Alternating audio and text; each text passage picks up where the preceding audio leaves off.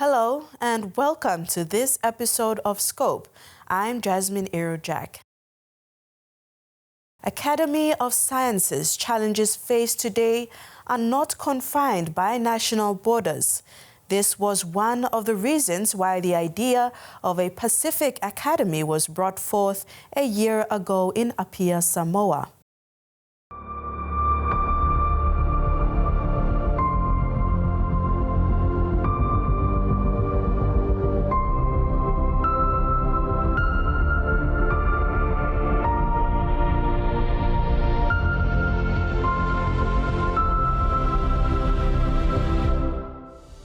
The idea of a Pacific Academy first surfaced on October 23, 2023, when over 60 scholars in the Pacific gathered in Apia, Samoa, to discuss ways forward for science in the region. This idea became reality 1 year later, on Wednesday, October 23, 2024, when the Prime Minister of Samoa, Fiame Dr. Naomi Mataafa, officially launched the Pacific Academy of Sciences. It is believed that the complex problems faced today transcend national borders. Therefore, the Pacific Academy will provide a vital platform for scholars to collaborate, unite, and elevate the regional voice of science to the world through the International Science Council. Unlike most parts of the world, the Pacific Islands is the only region without a national or regional Academy of Sciences. The launch of a Pacific Academy of Sciences marks an important milestone in establishing a regional collaboration in the pursuit of knowledge for a prosperous and thriving Pacific Islands region. The establishment of a Pacific Academy of Sciences and Humanities is a global testament and a commitment by the Pacific Islands to promote sustainable development through scholarly activities, providing interdisciplinary approaches to complex problems, offering scientific advice to governments, as well as informing public policy so that they can create a better future for generations to come. Prime Minister Fiame Mataafa further said the newly launched Pacific Academy of Sciences will support the young minds of the Pacific with career development by providing mentors and building collegiality with peers regionally and globally. The Academy will also connect scholars from across the globe who share a common goal of addressing global challenges through evidence-based science and actionable knowledge. I would like to congratulate our Pacific Islands scholars on taking this bold move to establish a Pacific Academy of Sciences to raise the voice of science in and from the region. 12 eminent Pacific Island scholars have been elected as Foundation Fellows to lead the Academy to deliver on its purpose. Papua New Guinea's Professor Teatulohi Matainaho, the Vice-Chancellor of the Pacific Adventist University, is leading the charge as president. Scientists and scholars from around the Pacific region came together and agreed that this was an important path forward for Pacific Islands to have a voice in science. After the break, a fish farming revolution takes place in Simbu Province. Join us after the break as we delve into this positive story of food security and economic prosperity.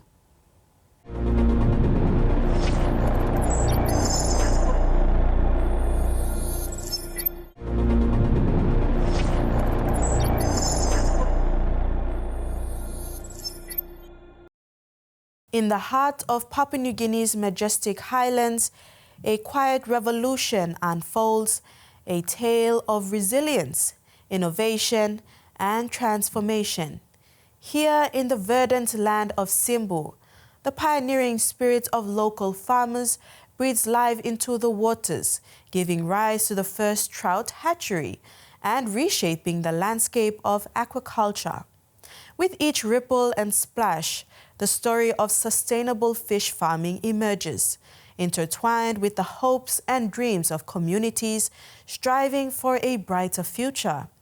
Guided by the unwavering support of the National Fisheries Authority, these intrepid farmers navigate the challenges of the environment, harnessing the power of nature to cultivate not just fish, but a legacy of food security and economic prosperity.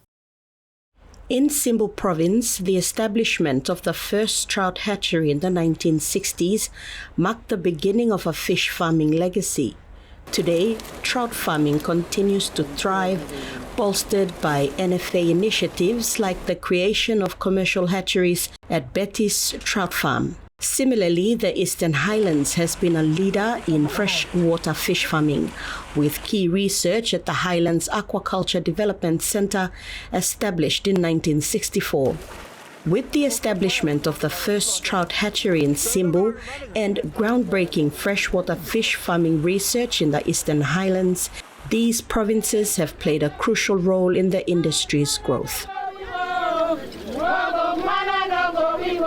The collaboration between the National Fisheries Authority, local governments and stakeholders is geared towards creating sustainable livelihoods, food security and economic opportunities for rural communities. With support from NFA's Fisheries Strategic Plan, aquaculture in these Highlands provinces is poised for continued growth and commercialization. Simbu Governor Noah Cool has been a strong advocate for fish farming. During his first term of parliament, he co-founded the Feed Meal Project, contributing 500,000 kina from the provincial government. His support continues as seen during the grand opening of the Provincial Inland Fisheries Resource Centre, the Elim Fish Farm Hatchery, and the Simbu Aquafish Feed Mill on October 2nd, 2024. Come to you, bring a bloody significance. For opening, for fisheries development inside of plus Primbla. Mibla no got saltwater, Mibla no got ocean. Yet, money you give no saltwater na ocean ya. You gotta come na invest in inland on the province of some Nametro Islands here. You look at ma? What's money where? What's money no fish no saltwater ya? But don't spend him on coastal province, that's all. All Carigam Islands province. All Carigam province, please. Big plus something, huh? Yes, you are sharing it with us. The contribution of the country, constitution of the country stipulates that what is derived from the country, whether it be on the coast or in the islands, must be shared equally to all the provinces. We say thank you for being generous. Simbu, we want to be self-sufficient. Even like self-sufficient. We want to have food security, income generation, downstream processing. That's all. We can't do it alone. We need enablers. I need its money. I mean, people, thank you. People come up, partner with them, people. Drive him this plan inside the province. People, thank you, people.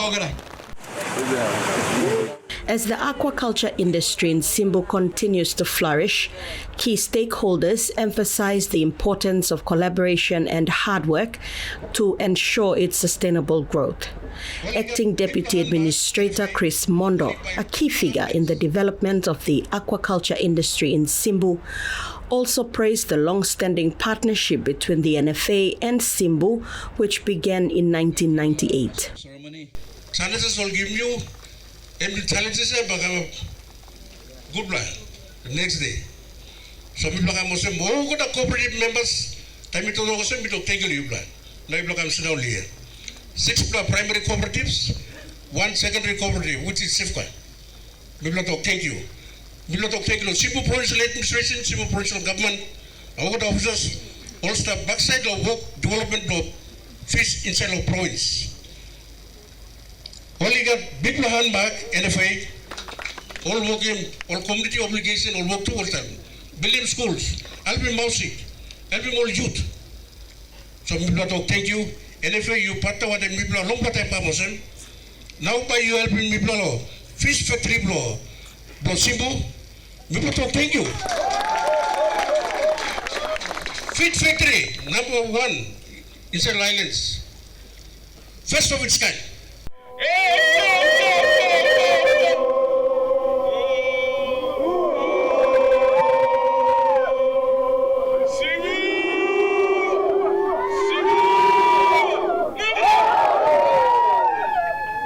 With continued support from the NFA and all levels of government, Simbu Province is poised to expand its role as a leader in fish farming in Papua New Guinea.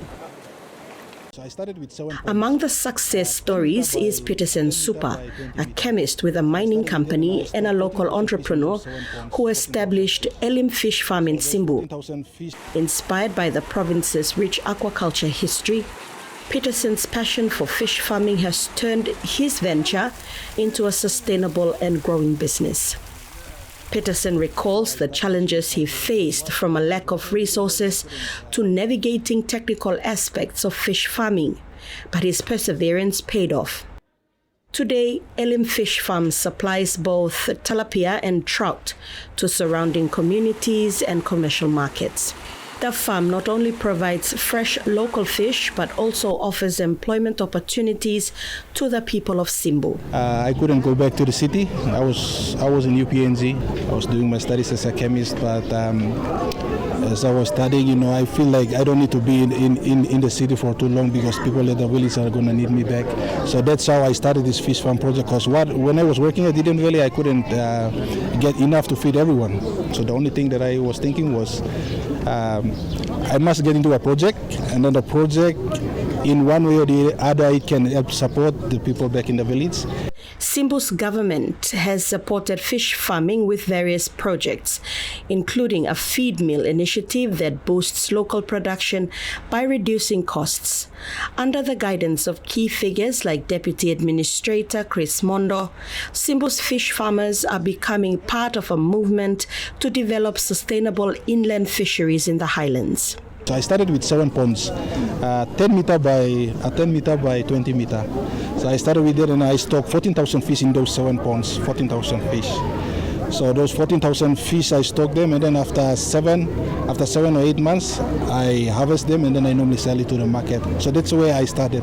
So what I earn from the mine, I come back and then I invest into the project. To this day, I'll say I have 14 ponds.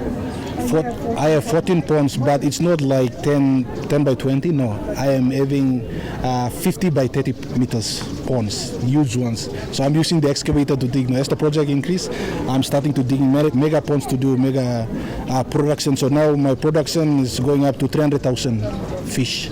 And are you encouraging it out, pushing it out to other areas nearby? Yes, that's why I'm having the hatchery as well. So the hatchery, the National Fishery Authority, are now supporting me with the hatchery. Entrepreneurs like Peterson Supa are the backbone of this transformative movement in inland fishing. Through hard work and determination, they set an example for aspiring fish farmers, fostering a culture of sustainability and community empowerment. Together, these fish farmers are not only cultivating fish, but also nurturing dreams, building a future where the highlands thrive. The journey of Simbu's aquaculture has only just begun, and its ripple effect will reach far beyond these hills. We conclude this episode of Scope with beach soccer. PNG makes its first appearance in the international beach soccer scene and makes an impression.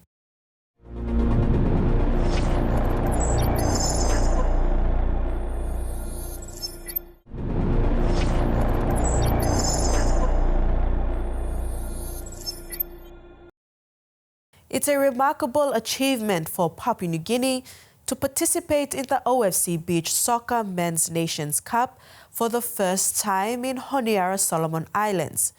PNG, though home to many a sandy beach, has never taken part in an international beach soccer competition. PNG made its first appearance represented by players from the little-known Mokele Football Association from Fisherman Island.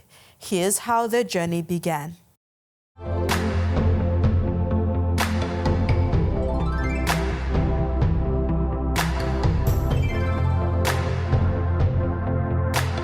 Who Who would have thought a handful of soccer players from Fisherman Island, a 20-minute boat ride out of Port Moresby, would represent PNG in beach soccer, a sport dominantly played on the island.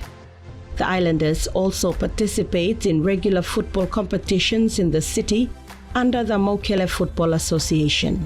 The pathway to playing in the OFC Beach Soccer Men's Nations Cup was realized in April 2023 when the PNG Football Association decided to test the waters in beach soccer. PNGFA did not need to look further, inviting Mokele Football Association to scope their island pitch and prepare a team for the OFC Beach Soccer Challenge. It started in March 2023 when we put our hands up to come and start the code in our island because of the field that we play in, that I saw that we had the potential to play because we had a white sandy beach. Almost 90% of our football pitch is white sandy beach, and then 2 or 3% is made up of green grass. So therefore I invited PNG Football Association in 2023. So that's where the code got introduced. And fast forward 2024 now, it's 2 years of running the competition with 6 active teams participating under Mokele Beach Soccer Association, supported by PNG Football Association. And then little knowing that we would one day represent our own country, Papua New Guinea, in the Oceania Beach Soccer, which we have successfully represented and known as PNG Pirates. The players who play 11-a-side football on Saturdays play their beach soccer matches on Thursdays back home.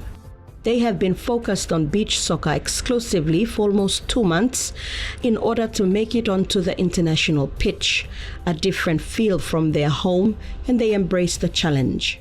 First time lo mi pla ama mastro long PNG President Mr. John Capinato lo give plus la privilege lo sim this lo honor lo represent him country lo come play beach soccer lo here lo on Solomon Island. From October 22nd to the 26th, PNG Pirates embraced the challenge against dominant opponents in Tahiti's Tikitoa, Solomon Islands and Fiji. Out of the 4 matches, PNG stunned Fiji in the opening match 8-6 and made history by scoring the fastest goal scored in OFC beach soccer history.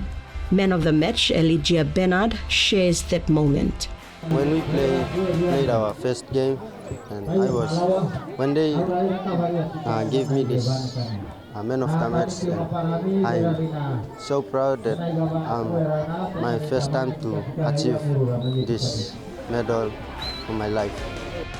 PNG succumbed to heavy defeats in the remaining 3 matches and lost to Fiji for a 3 out of 4 placing. A learning curve for PNG, says Coach Labong. We learned plenty of things that it's unexpected for us to compete against that type of competition, but somehow we came through that far.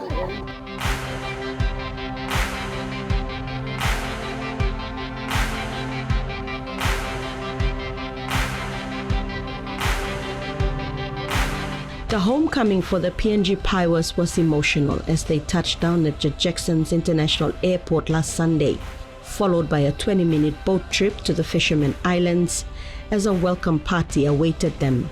A small reception of singing children and waiting mothers and wives on the beachfront in the main village was more than welcoming. The code is here to stay. We also welcome any other centers or provinces who are interested in beach soccer to go ahead and contact PNG Football Association. On behalf of Mokele Beach Soccer Association, I want to say a big thank you to Mr. John Capinato and Mr. Tonga Isira, the technical officer, the one we have been working with to grow this sport and introduce the sport at Fisherman Island. With plans for grassroots programs and expanded competition, PNG Futsal and Beach Soccer foresee a day when Papua New Guinea's beach soccer teams rival the best in Oceania. As these special moments remain with the island community forever, they also seek better opportunities to better their lives besides sports.